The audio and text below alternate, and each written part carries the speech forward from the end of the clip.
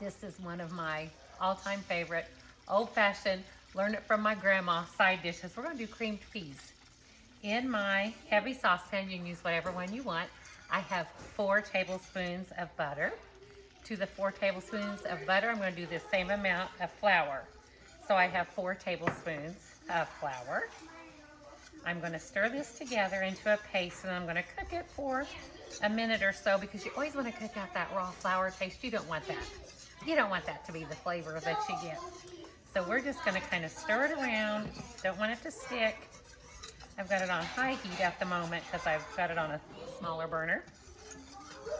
And I'm just gonna cook it for a minute. To that, I'm gonna add 2 cups of milk, and I'm just making a white sauce or a gravy, or you could throw cheese in it. You call it a bechamel. Do whatever you want. I'm gonna call it a white sauce this time. And what I do is the same amount, 4 tablespoons of flour, 4 tablespoons of butter. I will use that same number, 4 cups, and the amount of peas I use, and half of that number in milk. So again, 4 butter, 4 tablespoons of flour, 2, 1/2 of that, cups of milk. There's 1 cup. And a 2nd cup. This is so easy.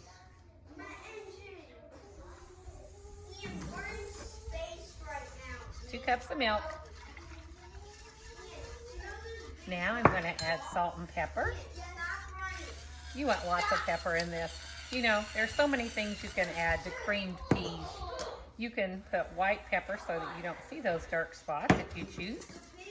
You can add some fresh herbs.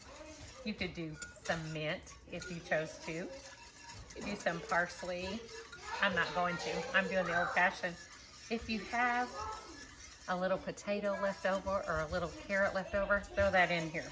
I personally like onion in it, but you know my kids, they think onions are toxic, so we're not. And as this is coming up to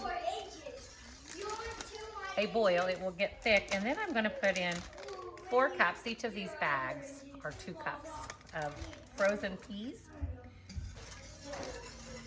I'm going to add these in as this gets thick. I'm going to wait till it gets thick, put them in, and then I'm just going to keep stirring it. Stay kind of close for 3 or 4 or 5 minutes till the peas are completely heated through and a little bit tender. And that's it. You can even put another little pat of butter on top if you'd like, and taste it for your salt and pepper, and it's just so good. I'll show you when it's finished. Okay, now it's nice and thick. You see that? We've got a good sauce going here. You see it? And we're just gonna put the peas in, and I'm gonna take it away from the whisk and into a spoon because they'll get stuck in my whisk, and I don't want that. All right, here they are. It's a bowl of fresh creamed peas. I'm gonna taste them for salt, pepper purposes. Hot.